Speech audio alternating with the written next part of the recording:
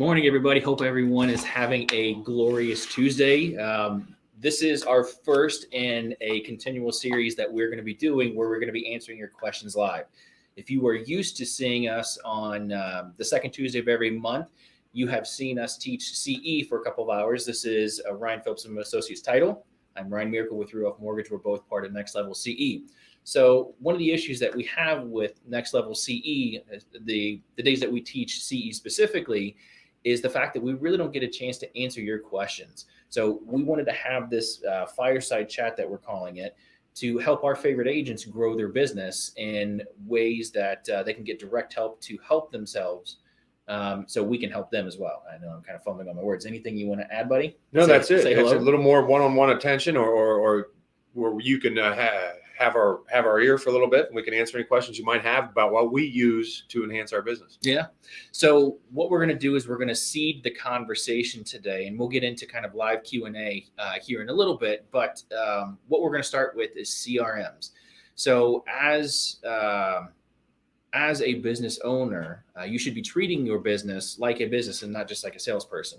So CRMs are one of the tools that we both use on a regular basis to help leverage our time in exchange for mass communication. So getting you into this classroom today, we use a CRM for that, getting invites sent out for class. So what we wanted to do is kind of talk about our story of how we got into using a CRM and how it's fundamentally changed our business. You want to go first? No, you go, because I'm going to play off of yours, because you did it first, then showed me how to do it. Okay, so a couple of years ago, when Zillow was kind of becoming brand new, I invested in Zillow leads, and what I was finding was I was paying for these leads and having a really hard time following up with them.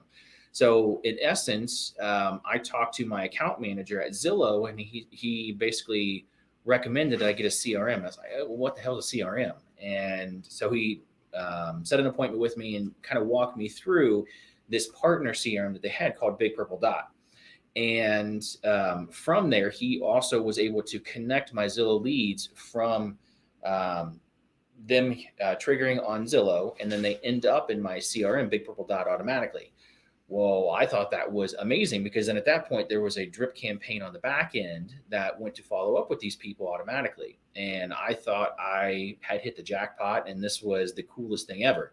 Well, this was about 10 years ago.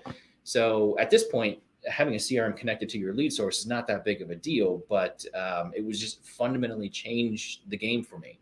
From there, I stuck with the same CRM, Big Purple Dot. And in essence, what it allowed me to do was to automate my follow-up process. And over time, I started tearing out the canned drip campaigns that were in there, written by someone else, and rewrote them myself so they would be coming from my voice. Well, at this point, I have like 40,000 names, phone numbers, and emails sitting in my Big Purple Dot account for all the realtors in Ohio, for past leads, past customers, cold marketing that I did. At this point, I can follow up with them on autopilot. I can schedule a campaign for a year out and then just set it and forget it, and then just watch the responses come back in. That's what I did. You told me about your CRM. I came in, you said you want to see what I do with it on a Friday. I think that was your call day. So I came and sat and watched. It was more of just curiosity. And then as soon as I saw what you were doing, the ideas started flowing of, what if I put every mortgage contact, every realtor contact in here, and built a follow-up campaign or a drip campaign with it. And next thing you know, because I would go just spend my spare time data mining for contacts, loading them into the CRM. And then next thing you know, I'm getting business from people I've never met that just were on my drip campaigns at that point. You know, what's funny is after you started doing that and started figuring out the system and the process, it was almost like a cash machine for you. So you just pull the handle, and then you hear the cash register sound, and then orders started rolling in. Yep. Yeah. And then you were on the receiving end too. You like, as on my mortgage contacts, you saw them, and you would reply to me, say that this is the most wonderful thing I've ever seen, or whatever. And with my bundled rates for refis, my low rates for purchases, the bundled rates, I kind of made it an easy sale. And it's like kind of like a car salesman, $9.95 and whatever. And just using my spare time to mine for names and emails and phone numbers, I can text, I can email, I can call all day long right out of the CRM. So if you don't mind me asking, how many people do you have loaded? So like all names and phone numbers. But let's just stick with loan officers because we just came out of a refi boom. Sure. Okay. Loan officers, probably about 15,000. 15,000. Okay. Yeah. So from the time you uploaded that 15,000 to now, how, I don't want you to talk about specific like revenue, but how has that impacted the growth of your business? I would say that 33% of the business I'm getting is people I've never met. Really? Yeah. Okay. Yeah. So that's huge. So, and are they giving you any pushback or stop, but weirdo, stop emailing me, texting me? I mean, are you getting any pushback? Oh yeah. I mean, Okay. you get some straight up weird responses. I had one that I sent a text to and I got F off, nerd. I'm like, what? And it just kind of, it seems geographic. It's people in Ohio eat it up. It says, there's just weird areas that I tried Michigan, started putting some people in there from Michigan, and they're just downright mean about it. Really? Yeah, I don't know why. Must be a cultural thing. Or it must be Ohio-Michigan thing. I don't know. Something. Yeah, it's actually funny that you said that because I sent out probably 2,400 text messages yesterday. So I set up this holiday campaign, and I got the idea from going to a Keller Williams live event before everything got closed down.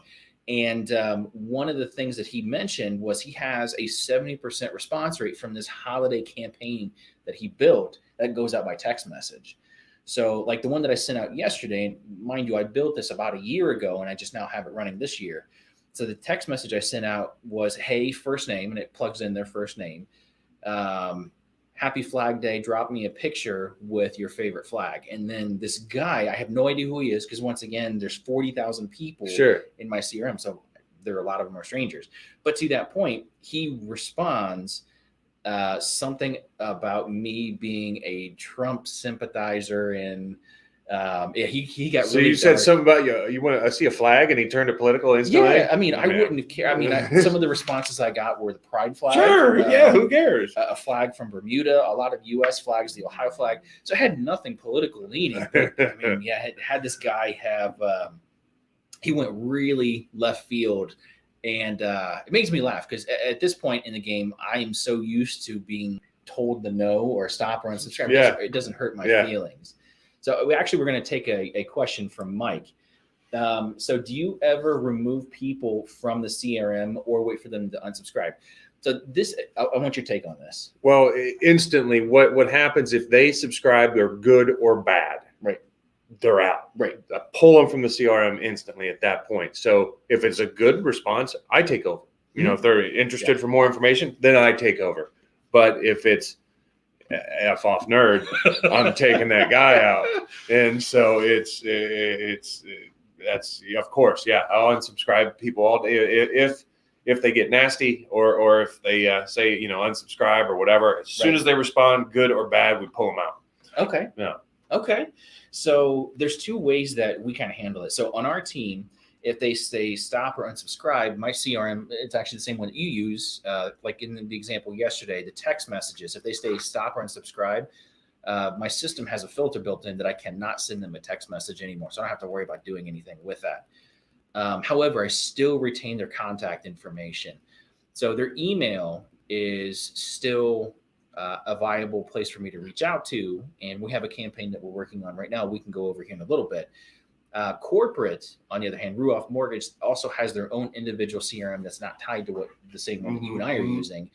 And they basically have a rule that you are not allowed to delete anyone's contact information from the CRM. And the reason for that is, okay, so say it's John Smith Realtor that we're reaching out to or John Smith client, and they say stop or unsubscribe. And then we delete them from our system.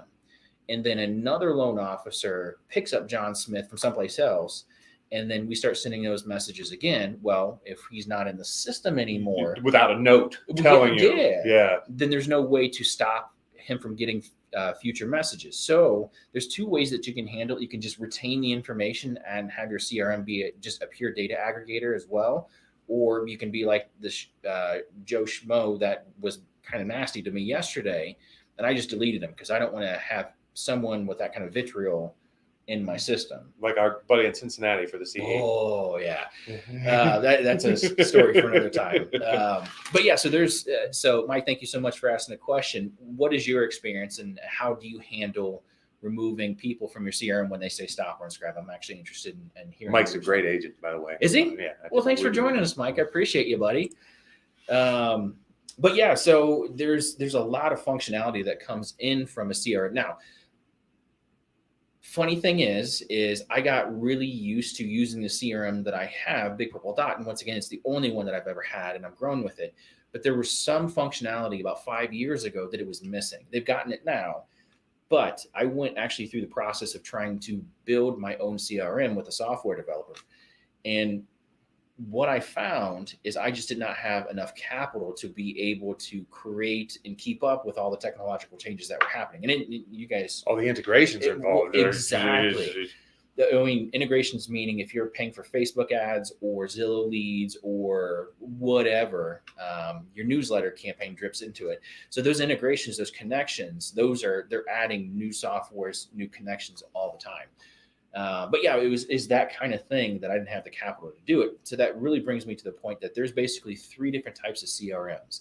There is the mice, the gazelle, and the elephant. So most brokerages have partnerships with either a gazelle or an elephant. So an elephant would be a CRM that's been around for a long time. It's really big, really massive, really robust. And expensive. So, I mean, CRMs to that point can range anywhere between $50 to $2,000. So usually the ones that are a little bit more robust, the elephants have, they're bloated with features, but they're slow moving. You can't get anything customized. Nothing. Exactly. Yeah. So that's what I was finding when I decided to go create my own CRM, is I didn't find the product that I needed. And then a Gazelle is a medium-sized CRM that can keep up. It's fast enough to keep up with all the changes, but it's not so big that it takes you 3 hours to on hold to try to talk to someone in customer service.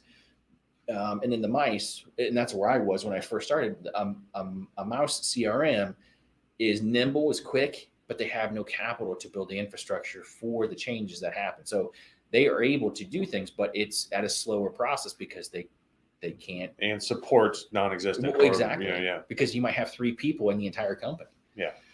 So, I mean, it's just one of those things to where knowing what kind of features you need out of a CRM is important to kind of help you pick.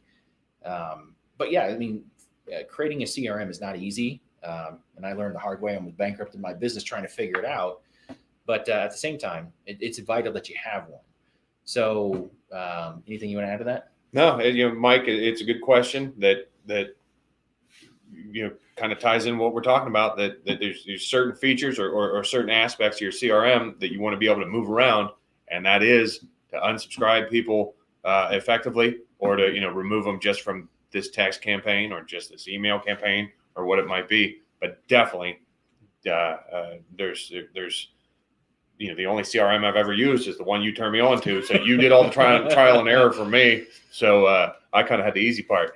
And then it makes life easy. It just makes it so that we can communicate with so many more people. Mm-hmm. And I can't stress that enough to agents that I've used my dad as an example for this, where he's a 82-year-old real estate broker, and his next door neighbor listed their house with someone else. And, they're not that tight with their next door neighbors, but whatever. He couldn't comprehend why they listed it with someone else. I'm like, Dad, they might not even know you're an agent because they don't see it anywhere. They don't get it. They don't get a text message campaign. They don't get an email campaign. They don't see Facebook content or ads. They don't see anything like that. CRM makes those touches so much easier. So many more can be had with so much less work. Yeah, I mean, everyone, all the real estate coaches out there tell you that you need to stay top of mind, but they don't necessarily tell you how to do that. So a lot of teams here in town, if you are lucky enough to have a team, a lot of teams will hire what's called a VA or an ISA, so a virtual assistant or an inside sales agent. So basically they will take your dad's past customers and just call them continually. Well, what you have is you have a lot of overhead with that person and a liability that if they come down with the flu or they go on vacation, that means that your leads are not being called during that time frame. Like a CRM, it's like the Terminator. It never sleeps. It never stops. It does exactly what you tell it to. Yeah. So, it's funny that you bring up the story of your dad. So the NAR, National Association of Realtors, has a report that comes out every single year called the Home Buyer and Sellers Generational Report. One of my favorite pages in there, and you've heard me talk about this in class, is where most agents get their business from. So 41% is the largest percentage, comes from that realtor's sphere of influence. So family, friends, the barber that you get your hair cut from, the girl that gets your coffee at Starbucks, those kind of places. Yeah. So that's where the largest majority of your business comes from. The second is 12%. It was 13% in this last year's report, but 13% is your past clients. So that is atrocious. And the reason it's atrocious is because none of us, I'm very guilty of this too, and I'm sure you are too, we don't stay top of mind well enough. So it's also in that same report. I'm going to get off my nerd stool here in a minute, but good luck. Thank you. Love you, buddy. So one of the things that it also says in that report is 72% of all buyers and sellers agents were ranked as doing an excellent job, and they would be happy to refer their family, friends, and come back themselves. But only 12% do. So I think that's a gap, giant gap. Yeah. So why do you think that is that has that sharp fall off? Because just like you said, they're not following up. They're not touching them that 33 times a year or whatever it might be, or whatever you feel is the necessary number. Maybe once every couple of weeks, I think is good. And you're forgotten about. And then, my nephew's sister's cousin just got their license also. So, that the fact they have a proven commodity that's just not following up with them, and they're getting baited over to some new choice that might not be the best choice, but it was the one that was right in their face. Mm-hmm. It was right there. And so you got to, be like, the defense against my sister's nephew's cousin making me use them as an agent is, listen, I've been working with the same guy for 6 years. He reaches out to me every other week. When after I just bought a house, or whatever, it's kind of an easy out for a potential buyer or seller, but it just makes sense to stay front and center with those people so they don't forget about you. Yeah, I mean, there's okay. I'm gonna get back on my stool real quick. So there's so many stats out there that show that we are, as human beings, we are very forgetful and very fickle. So in that same report, it basically states that the amount of realtors that someone interviews before they pick is 1. So they're not going and interviewing like 4 or 5 different agents. I know you might be in listing presentation competitions, but that doesn't happen as often as you think it does. So the fact that your brother's sister's mother, who just got their license 6 weeks ago and can totally sell you a house with a roof on it. Yeah. I mean, it's those kind of things that it's the first person that they come in contact with after they decide to raise their hand that they want to move forward with. So, I mean, go ahead. We have a couple of people watching. Go ahead and drop in there if you guys have had a client of yours or family or a family member of yours go with another agent when they knew exactly what you did. Happens to me, happens to you, happens to all of us. Yeah. So what would you do to protect your dad? If you were your dad, what would you do to protect yourself knowing what you know? Well, it's keeping them is easier than getting them back when you lose them. Mm-hmm. So it's just stay front and center. Mm-hmm. Stay in front of them. That's all you have to do. And with the CRM, you don't even have to do it. Yep. It's just there, and it's just happening whether you push the trigger or not, or pull the trigger or not. It's gone. Okay, so that begs the question. Okay, you have a CRM, you have a list to follow up with. What the hell do you send them? Because I think that's where a lot of the disconnect comes in for agents and loan officers as well. Is copy other people's content from the internet. There's an infinite. Just touch, or moments, say, hey, I did a closing last week. I'm still working, or whatever. Right. It's just remind them you're there. What it isn't that important unless it's content marketing. That's another thing that we can get into. But sure, it's one of our CRM classes. I mean, our CE classes. But something, just reach out. holidays, great reason to do it. Birthdays, great reason to do it. Or business experiences. That's just give them something slightly interesting to read. Yeah. I mean, so what you're talking about is content curation. So basically, you can find interesting articles, or if there's something that's going on with inflation or something that has to do with real estate that is politically, like there is a new bill coming out from Biden's office or something like that, you can take that article and, like you said, put it in an email or a text message. Yeah. Hey, I thought you would think this was interesting, and then shoot it out to them. So the content creation thing is huge because I don't know about you guys, but it's hard to find that time to be able to create content and create content that people actually want to see. So you can use news hacking, take popular articles based upon what's going on right now, and send that out. So when you send out stuff, are you sending out sales messages through your CRM, or what do you? It's a 95% sales messages. Yeah, Okay. It's just getting to the point of savings and service. Okay. And that's it. It's I think I am a little different than a realtor trying to stay on top of a potential buyer or seller, where they're going to the consumer. I'm going to the decision maker for the consumer by going to the agent or going to the loan officer or whoever it might be. So I think I have, as a title company, a little bit of a different path than mortgage guys. You're hitting up realtors also, but you're staying in front of consumers way more than I am. And that's, it's, while I've had people, we've been open since 2008. I've had one guy we've refinanced 6 times, but that's usually not the case for me. I'm trying to stay in front of the loan officer who's refinancing 6 people that month or whatever. And so your audience well enough to be able to get right to the heart of the matter and move the conversation. Right. I get all these people saying they'll drive, you get spam ads saying they could drive so much more traffic to your website or they can increase your business. And you ask them, who do you think I'm marketing to? And they never know. And so it's a little bit of a different business formula that my industry has than yours or a realtor's. But nevertheless, it's, mine's all sales. But you guys need to generate a little more creative content. But yeah, and I agree with that. So one way that you can create content that is really easy for you to do is just share what you've been up to. So there's most social media platforms anymore, instead of taking the CRM piece out of it, most social media platforms anymore have the ability to create stories. So like YouTube specifically, I like what YouTube is doing with its shorts and its stories, because that content is going to stick around forever, versus something like a Facebook or an Instagram. It's there for maybe 30 seconds or until someone's news feed refreshes, and then it's gone. Yeah. So you could spend an hour creating this amazing story, and then it's just gone. Yeah, that'd be kind of frustrating to run into that. Right. So actually, we have a question from Tyler. So do you have any sources for shareable content?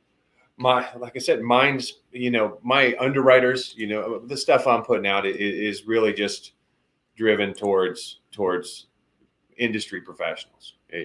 Where you would get yours would be kind of I think would answer his question a little better, and for that custom content or that creative content targeted to the consumer. So a couple of the places that I go, Tyler, for I have a tool that helps curate content for me. It's called Social Horsepower, and I can create RSS feeds that I can pick and choose content from, and then it'll just automatically post on a schedule that I give it to any of my social media platforms. So it's kind of like an autopilot way to create content for my socials when I don't have time. So to answer your question specifically, some of the places that I get content from, it kind of depends upon who your audience is. So if you're talking home buyers or sellers specifically, so Keeping Current Matters, and there is a free blog that is you can share content from pretty continually, and they are always posting stuff. Ruoff, our company, has the Front Porch, and a lot of that content is really good and really easy. So it's not necessarily just like pumpkin pie recipes, but it's actually actionable stuff like don't forget to unplug your sump pump so it doesn't freeze over the winter. Change your furnace filter, blah, blah. Yeah, exactly. Yeah. Mortgage reports to kind of keep on top of what's going on within the industry. Another one is called Homie, HOMIE. So there's a lot of resources out there. So you can just type in home buyer content creators or homeowner content creation in Google, and I'm sure it's going to come up with a lot of different options for you. But those are just a couple to kind of seed it. Now, what's your opinion on having you be in the content versus having content curated? It depends. It's target audience one, and then the amount of time you have for that work. It's sometimes a plug and play is just a touch. If using one of those services that you're talking about is just a touch. When you have time, absolutely do personal content or to do whatever. But the point of the CRM and the point of those services you're using is all to make it easier to generate content. Yeah. And touches. Yeah, I agree. So you can take some of that content that we just talked about. Either it's self-generated, like you just pick up your phone and throw it into YouTube or Instagram or whatever your favorite social is, or you could take that and do like what we did with this live and send it out to your database. So say like you have a database of 500 people, past clients, family, and friends. Hey, I just dropped this YouTube video. Drop it into your CRM and then email it out to all the people in your database, and that'll help you in a couple different facets. Right, custom content. Right, yeah. So it gives you that content to actually reach out to people. So what is, kind of changing gears a little bit, what is something that you're doing with your CRM or planning to do with your CRM that you're excited about? It's just shifting campaigns. I like when we start a new campaign. Oh, okay, all right, we're hitting up the realtors. All right, we're hitting up the loan officers. What message are we sending? It's just twisting that around. It's now it's going from gearing from strict rate and term refis to what's the subject line going to be in my new campaign? Put more cash out in that cash out refi, stuff like that. It just tweaks that because I'm hitting up the same audience over and over and over again, and it's just you've got to hit them at the right time, and I got to hit them with the right message. And my message is simple: savings and service. So when do you find the most? So you send out a message, and then you should probably track your open rates, right? Yeah. Okay. Yeah. So when have you found like time and date is the most effective to get the highest open rate? Beginning of the month. Seems like. Does that sound about right to you, Ann? Yeah. Mornings. Yeah. And it's mornings definitely work a little better to get them open it. So don't give them till lunchtime to get pissed off at work and then have them open your stuff. Hit them first thing in the morning when maybe their problems from yesterday could translate into the need for your service or product that day. Right. Well, I mean, that's true. So if you do any sort of Googling on the best time to send emails, you're going to see exactly what you just said. So early in the morning, not too early, not like 7 o'clock in the morning because they still haven't had their coffee yet. Tommy John sent me a text at 3 a.m. Who? Tommy John, the underwear maker. I'm like, what the hell is this? And that's exactly. I'm not even going to ask how you ended up on that list. It's just like anything else, Ains or whatever. But it's nevertheless sending out someone screwed up with their CRM or whatever it is by sending me a text at 3 a.m. I've done that. You've actually put A instead of AM, PM. Yes. Yeah, it's tricky because it gives you 24 hours to send it out. Sure. And if you're not paying attention, you can send it out the wrong time. But sending messages out. So think about who your ideal audience is and when they're going to be using or reading their email or text messages, not 3 o'clock in the morning. Yeah. Because I don't think you're buying, well, I mean, maybe you are buying underwear at 3 o'clock in the morning. I don't know. That's weird stuff. But that's right. It's hitting them at the right time. Our industry, Friday after 1 o'clock, forget it. There's no one working. Mm-mm. So, sending out a text or an email at 3 o'clock on a Friday, I might as well have the band at the bar broadcast the message. I'd get a better response. So what I found personally is I found Thursday at 10 o'clock, 10 to 12 has my highest open rate. So I did some tweaking with it, and I found that I was able to increase my open rate by about 10%, which I was very excited about, just by going to Thursday at around noon. Moving the time. That was it. No different content, no different message, just different time. Just different time. So if you are trying to create content and send it out to your database, my suggestion is don't just take our word for it. Experiment, do some research on your own, find out what works best for your ideal audience. Yeah. And that's different rules for texting and emailing as well. So I would not, to your point, I would not want to get a text message at 3 a.m. Mm-hmm. I don't know about you, but I drove bananas when I wake up in the morning and see 5 text messages from customers. Probably the same customer hit me 5 times in a row at 1 o'clock in the morning. So just be cognizant of how your users are using their tool. So you would not want to send someone a text message at rush hour. Yeah, That's right. probably not smart, and it's probably going to get ignored, or dinner time, or what have you, 4th of July, those kind of things. So just be cognizant of when you're sending out your messages. But I think that if you play with it, you'll find some success and you'll find your sweet spot. So with your clients being loan officers and realtors, Mm-hmm. okay. Have you heard of, with talking to the loan officer partners and your realtors, have you heard of them doing anything kind of interesting that kind of piqued your curiosity? As far as on their CRM, Yeah. not really. It seems to be that a lot of people just use it as a tool to stay in contact. Mhm. Just so I don't see many original ideas going on, but it's just people using it as another tool to stay in front of their customers. Okay. Nothing comes to mind that's that original that I can speak of. It's just a tool. It's right. Probably one of the more foundational tools that we should all have. And okay, so piggyback that. So a lot of brokerages offer a free CRM. Right. Okay. What is your opinion of using, as a realtor, what is your opinion of using the brokerage CRM versus having it paid for by yourself? That's your stream of business. If you use your broker's CRM, I don't want to upset any brokers, but it belongs to the broker at that point, as it should. They're giving it to you. Mm-hmm. But if you leave that brokerage, if you haven't asked for your proper raise that we've talked about once a year, it's Yep.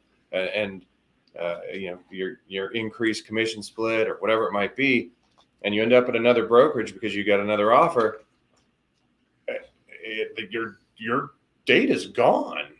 So if you have your own, it's your own. So you're telling me that if I'm a realtor and I upload John Smith's name, phone number, and email into that CRM, it doesn't belong to me? No, because if you leave next week, realtor down the hall is going to get your database and they're going to be blasting John Smith. Yeah, I mean, I got to tell you that when we came, so there was about 12 of us that came from our last brokerage to Ruoff, where we are right now, and only about half of us were able to suck out our contacts and bring them with us. So the loan officers who did not do that, they started fresh. It was from like square one. It was like they were day one of being a loan officer. They lost everything. So it's been a rough road for them to try to climb back out of that. So, and I'm in agreement with you. If you are going to take the time to try to build your business and try to keep that contact information, names, phone numbers, and emails for everyone that you meet, past clients, cold leads, whatever it is, damn it, pay for it yourself. Yeah, as an agent, you're self-employed. Yeah. Make it yours. Keep it yours. Mm-hmm. All your hard work, don't let someone else benefit from that. Mm-mm. Yeah, if you go back to your brokerage 2 weeks after you left and said, Mr. Broker, I screwed up. Can you give me the 300 names, phone numbers, and emails that were in my database? You think he's going to be... I already gave those to someone down the hall. Yeah, Susie Q has already landed 3 of your clients. So, yeah, do yourself a favor and protect yourself, because I can promise you no one else is going to do it for you. We'll help you. We can't protect you, but we will do what we can to try to help you make as little mistakes as possible. But yes, I mean, having your own CRM is huge. And once again, a CRM could be just as little as a Google sheet or an Excel spreadsheet that has a name, phone number, and email listed on it. If you that's the simplest version of a CRM right there. Yeah. So, I mean, if you are a new agent or struggling for revenue right now, just open up an Excel and just have that be your CRM until you start making money. To be able to do it. That's what mine was, a list in Excel, and then we figured out where to put it and moved it into a big purple dot. Yeah. So big purple dot cost me about $130, but once again, I'm doing some weird and peculiar stuff out of it, so it costs me more than the typical agent. Yeah. So many texts I'm sending, stuff like that. Yeah. So the goal for our team is to send out probably 12,000 text messages a month. Mm-hmm. That's not happening right now, but that's eventually where we want to get to. We want our database to be big enough.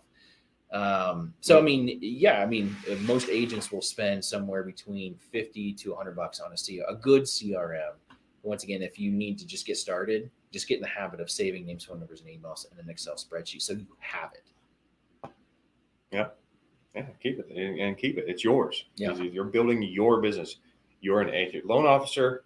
I don't care if you have a guarantee. As an agent, a realtor, you're self-employed, both of you, and so use that tool and make it your own. That's right. So I'm going to actually bring it back and ask you a question that you touched on earlier. So you said you were tweaking subject lines or headlines in emails. What did you mean by that? Just that subject line of that email is the attention grabber. I got to speak to that loan officer's problem in the subject line. Okay. That's it. And so I got 10, 12 words to do it, maybe. Okay. And so that's just the attention grabber is what I'm using it as. And I think by keeping that fresh or changing that up, it might strike a chord with, I emailed them 6 times already. Whatever I put in that subject line didn't do it. Well, I changed it. Something grabbed their attention. Yeah. And whether it be timing or wording, something worked. Okay. So by tweaking your headlines and your subject lines and your emails, and you're sending out mostly emails, right? Yeah. Okay. Well, no, there's a lot of everything. So by tweaking your subject line, what have you started out with your open rates at being, and you may not know this offhand, but your open rates were what? And you started tweaking and they went to what? It seemed to, what it was, it seemed to keep it consistent. Okay. It didn't go down. You know what I mean? It made it a little more, like I said, it might have not interested them the first time, but it interested someone else. So maybe I got a 10% open rate there, but by tweaking the line, I struck a nerve with someone, kept it 10%, kept it 10%, and so on. Gotcha. That makes sense. So, just think about it. If you're using your CRM to send out emails specifically, how are all of us consuming emails, social media, articles? Most of it starts with the headline or the subject line. Yeah. So a news article could be made or broken just by the subject line, because if you are just doing the scroll after you put your kids to bed, you're usually going through social media at like 90 miles an hour. So yeah, it's the subject line, it's the headline that really gets you to stop the scroll and then get attention. The clickbait. Well, it's good or bad. It's the same thing. Yeah, it gets you to click. I've always had a little bit of a gross feeling by the word clickbait, but all the same, it's still very true. That's what it is. So as you're going to have to take off your realtor hat here for a little bit and put on a marketer hat and really start thinking about what is it that it's going to get them to stop the scroll on social media, the scroll through their inbox. Yeah.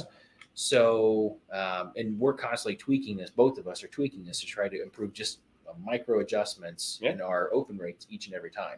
And it falls into my content marketing for CRM. It's that you're finding that target audience of who you're going to gear your campaign towards. Mm-hmm. You're going to customize your content towards that target audience.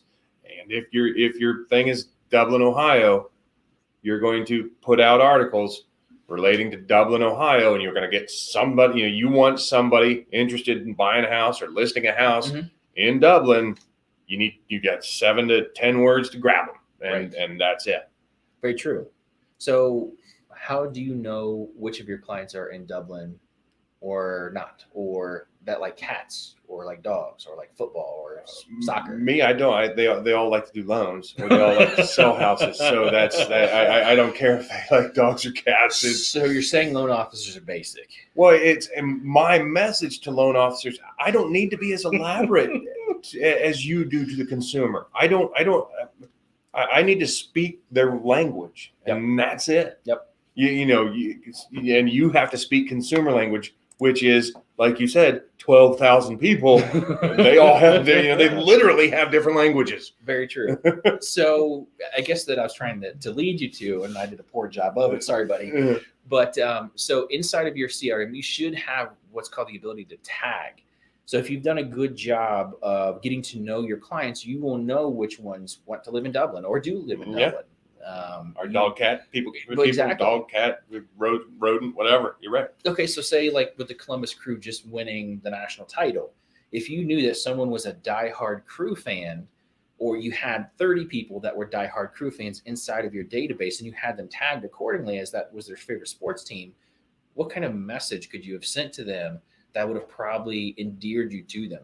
Yeah, something about the Crew winning. Exactly. So you just click that group in your CRM and send just them that message. That's going to speak to them. That's right. So what I'm going to do is I'm going to pull back the curtain. Usually we don't ask you to pay attention to the man behind the curtain kind of thing. But I'm going to share a screen from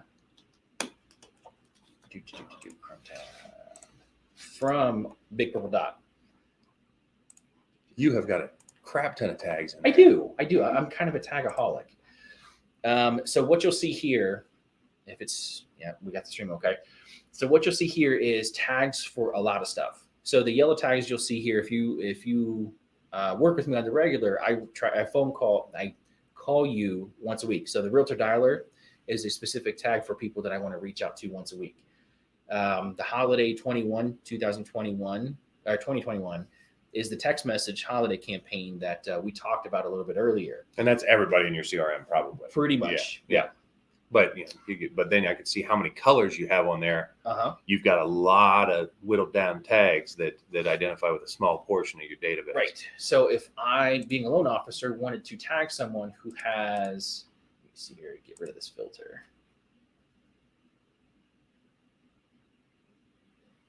Bueller. So if I wanted to have, I don't know how many people are in this group, but they have an interest rate of 5.75%. Okay. Ooh. So I have 3. So that means that I can reach out to people specifically that have this interest rate and then work on them to try to refinance. But without having this data, there's no way that I would be able to reach out to them on the regular. They must be deceased. Well, Lord help them if they still have that 5% interest rate. But you get the point. Yeah. So the point being, thank you, Tyler. I appreciate the tag master thing. But if you try to do all of the tagging and organization after the fact, it sucks. It really sucks to just try to wade through 500 people in your database. Yeah. And try to figure out what they have. Yeah. So as you're talking to them in your initial consults, you can have these conversations and have these tags already set up and have your notepad. When you get back to your CRM, you can say, okay, they like cats, they like Columbus Crew, they want to live in Dublin, they have 2 kids, married, not married. So you can have all this stuff just dialed in. Yeah, ready to go. Yeah, put it in there when you put them in. And then when it comes to sending out content like you do, you can hyper focus your content for those specific people. Mm-hmm. Yeah. So, I mean, I think tags are important and being organized is important. That's really the foundation of what a good CRM will do for you, is that it will help you stay organized when most of your contemporaries don't. So what do you think the response is? I have an initial interview with an agent. How many people they have in their database? What do you think they say? None.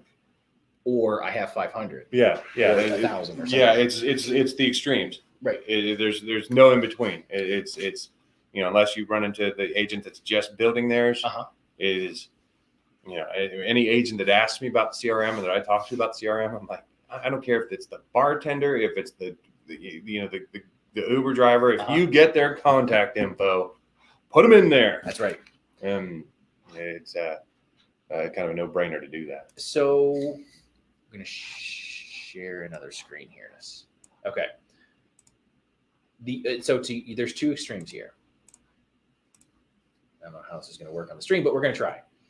Okay, so say you have, we're going to take Realtor A, which is a new realtor, versus Realtor B, which is an experienced realtor. Okay. So Realtor A, we're going to start with them. So if you got married today, how many people would you invite to your wedding? Honest answer. talking to the wrong person. Okay, Ann, we're going to pull you in here. We're going to step away from that one. So, Ann, if you got married today, how many people would you invite to your wedding? 50. 50? Okay. Yeah. So, out of that 50, how many people would each individual person there invite to their wedding? Oh, everybody I know is married, so that would have included them. Okay. I would have guesstimated that in the first place. So, if I asked them the same question, what do you think their answer would be? 25 people, 50 people at their wedding? Okay. Yeah, same. Yeah. So, let's just do 50. So, Okay. 50 for your wedding, and each of them would invite 50. Okay. So, would you think that if you invited them to your wedding, that you have good relationships with them, right? Oh, yeah. Okay. And if they were inviting other people to their wedding, they would have good relationships with them as well. I sure hope so. Okay. So, 50 people at your wedding, Uh-huh. and they would invite 50 people to their wedding. So, 50 times 50. So, that means that in Ann's situation, that she has a potential sphere of influence of roughly 2,500 people. Yes. Because if they like Ann enough that she would invite them to their wedding, and they like these extra 50 people enough to invite them to their wedding, is there any reason why, if Ann was a realtor, that they would not refer Ann to her if she stayed top of mind and did a good job? Yeah, that's it. Stay top of mind. Okay. So we're going to take this a little bit further. So say Ann did a really good job of staying top of mind with those 2,500 people. And I don't know about you guys, but what is the stats for how often people buy or sell a home? 7 years? I don't know. 7 years? Right. Sounds about right. And it's about 5% of your database, right? What do you mean? So 5% of your database is going to do something every single year. Yeah. Okay. Gotcha. Okay. So we'll just use 5% to be conservative. So 2,500 times 5% is 125 transactions you have access to as a realtor, even if you don't have a database to work from. 125. Okay. And say that you weren't very good at converting those people at 20%. That's still 25 transactions in 1 year. Yeah. Average purchase price of 250 grand. And we're being conservative, right? Yeah. Yeah. So out of that 125 people, you're only converting 20% of those into contracts. I don't know about you, but I think that's higher than the average realtor sells in 1 year, right? Yeah. Okay. So I think that if you do a good job staying top of mind with your database and your sphere of influence, it's not that hard to pull transactions out of it. No, just stay in front of him. That's all you have to do. Like your dad, he didn't. And his sphere of influence is bigger than anyone I know. He knows more people Lucky than dog. anyone I know. And if he applied this, he'd be way busier than he wanted to be. Yeah. If he had a CRM that was mining that sphere of influence, but he doesn't and he won't. But nevertheless, since anyone in that position or whatever, just every contact you come in contact with, put them in there and start them up. Most are going to do is unsubscribe. Well, yeah. And I don't know about you, but how many times a day do you get told no? 15 no's for every one yes. Okay. And I love you, honey, and I love my girls, but I have a wife and 2 daughters at home.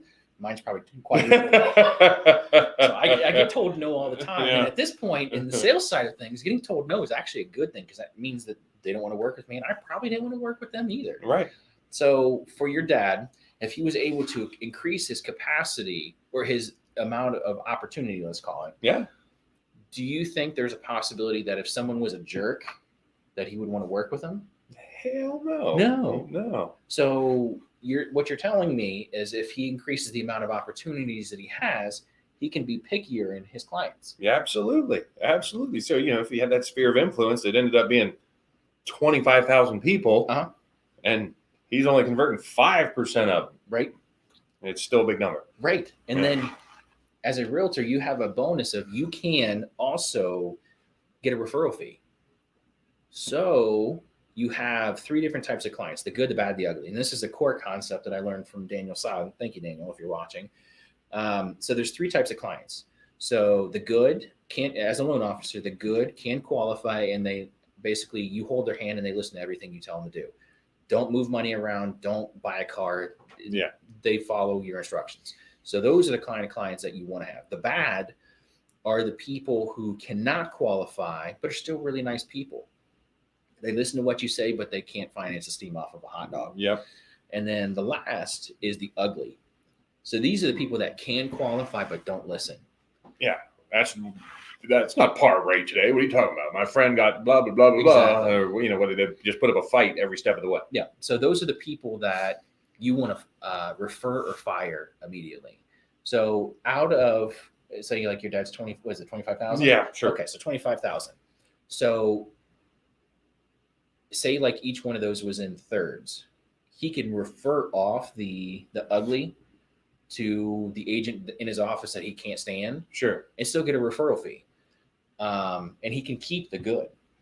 So if he had only good clients that he cherry picked, what would that do for his mental well-being? Well, yeah, it'd be, there's the ideal clients, the ones that listen. Right.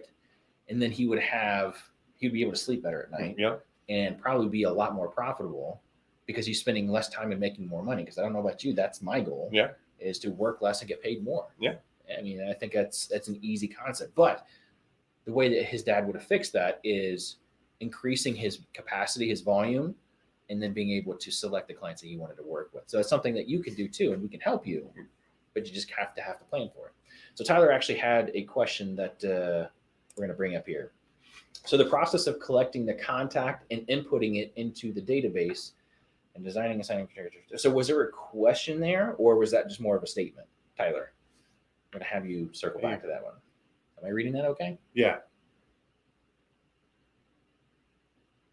So I think what he's alluding to is just building that muscle of, okay, so Mr. Client, you just got referred to me by John Smith Realtor. Okay, how do you spell your first name? What's your email? What's your cell phone number? And then who referred you over to me? So that's the basics of the data that I collect. And then I just start backfilling from there. Yeah. So I think what Tyler was doing was just giving us a statement of how he does it. And I think that's the muscle that most of us are missing when we have a CRM, is we're just not used to putting that data in. Right. Yeah. We're hoping our landing page or whatever else does it all for us. It can. But yeah, and it can. But Yeah. but sometimes, it's, I've done plenty of manual data mining or whatever you want to call it for contacts. Yeah. It's look up, Bob's Bank and then go down the rabbit hole trying to find all the loan officer contacts at Bob's Bank. And then, all right, here they are, copying and pasting them all, one at a time into the CRM with their phone number, with their email. And it's a process, but you just do it once. Yeah.